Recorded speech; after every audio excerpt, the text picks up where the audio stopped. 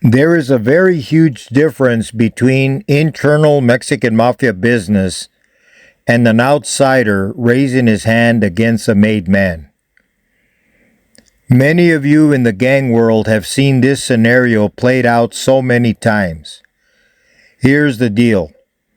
You are a hardcore sureño, willing to put in work for the pilis.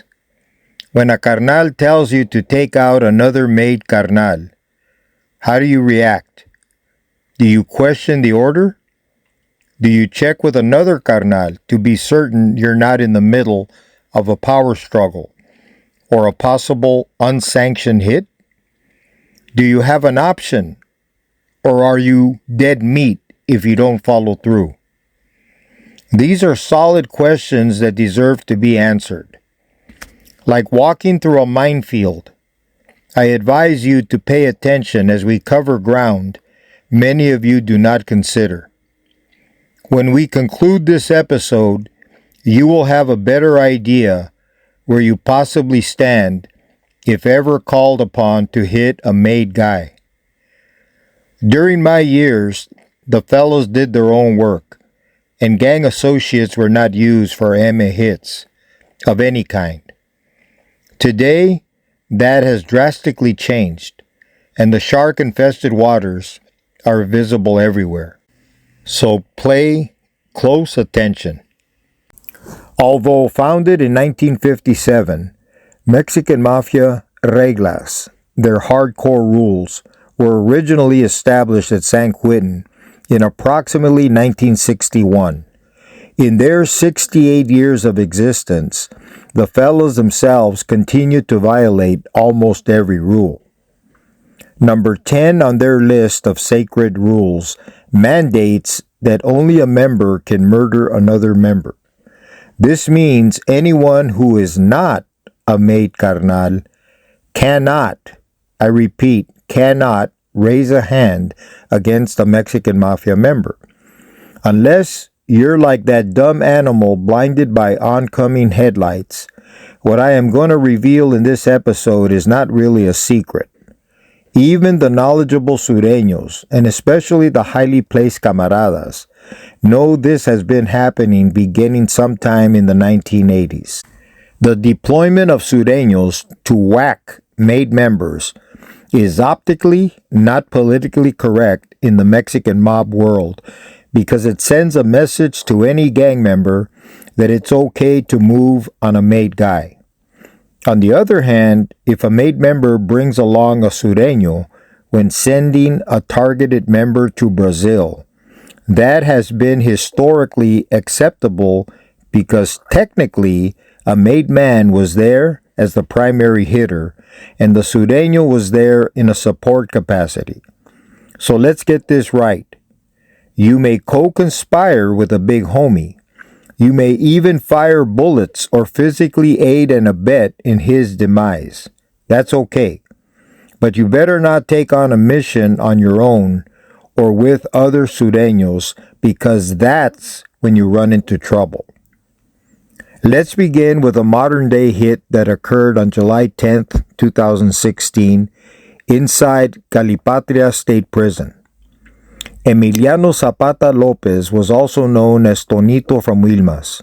Tonito was a Mexican Mafia harbor area boss who served La M for decades as an unblemished member and masterminded lucrative gang territories from his prison cell.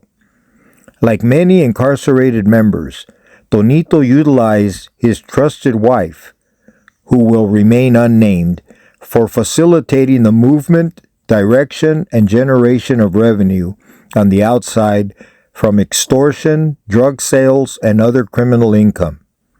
The fellas discovered Tonito's wife had been collaborating with the law and advised Tonito to take care of her. The mere fact she is alive even to this day should be an indicator the law enforcement people she was working with had a handle on how to protect her. So it is very likely Tonito could not have touched her even if he wanted to. Whatever the case, he was held accountable. The MF felt they had given him ample time to take her out with no results.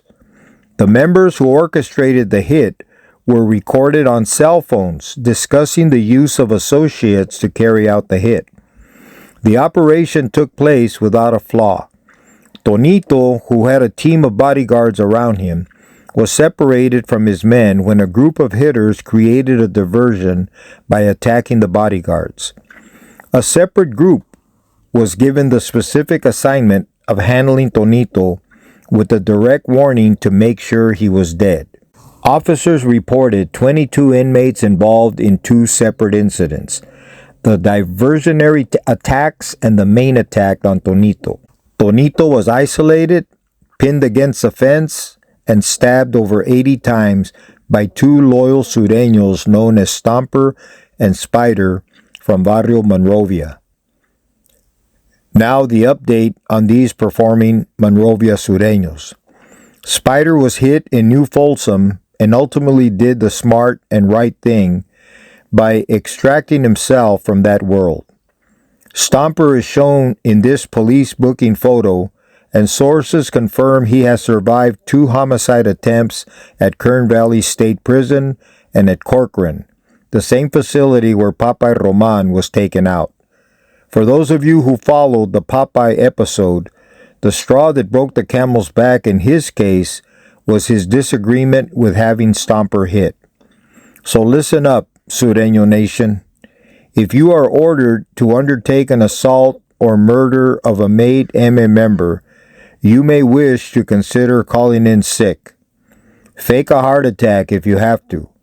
But understand that while the big homies rant, rave, argue, and engage in their politics, you will never be forewarned, and you will never know you are next in line for that green light until the hounds descend upon you. On the one hand, you did a good job for La Causa, the MA cause. On the flip side of that coin, you gotta go, homie, so pack your bags for the one-way flight to Brazil. Remember, there is no tangible prize waiting for you, only some Bethlehem steel. Manuel Torres was known as Tati from La Rana. While he was doing time in the feds, the Mexican Mafia had a federal commission headed by Champ Reynoso, Willie Bobo Govea, and Black Segura. After extensively examining all the aggravating evidence, these three men issued the final stamp of approval versus Tati, and his end was merely a formality. On April 22, 2005, the ADX Supermax Federal Facility in Florence, Colorado, experienced its first official homicide during an exercise period of Mexican Mafia members and associates compatible with each other. With cameras rolling and recording every second of footage, Tati was beaten and stomped to death by MA member Richard Santiago, also known as Chuco, and MA associate Silvestre Rivera, aka Chicali. Both were convicted of this crime and sentenced to life at the ADX. In this incident, Chuco was already a made carnal, whereas Chicali was not. Some of the feedback is that Chicali was already on the fast track to being made. Acting as support for Chuco, Shirley did not hurt his resume. Unlike the previous case with Tonito, where the assailants were all Sureños, the exception to the rule about a non-member lifting a hand versus a made carnal is highlighted in this incident because the principal hitter was a fellow member. Chicali very likely didn't have to sleep with one eye open, as they say. Victorio Murillo, who was Tati Torres' La Rana homeboy, ran into the Mexican Mafia political buzzsaw and was caught on the short end of street politics against Mariano Chuy Martinez. On April 4, 1998, Victorio was caught slipping in a Goshen, California parking lot, approximately 200 miles north of LA, and was gunned down by MA member Charles Lee Woody, aka Chato from Cantarranas. His accomplice was Eddie Joe Annette, also known as Inch, from the Compton Locos 13 gang. Inch was a notorious Sureño enforcer who performed several hits for the Eme but was himself green-lighted by the fellas, along with Chacho, and there you have it. You're screwed if you do, and you're screwed if you don't. Unless you have a death wish, brain isn't functioning properly, or enjoy being used and abused, be extremely careful when you sign up to take out an MM member.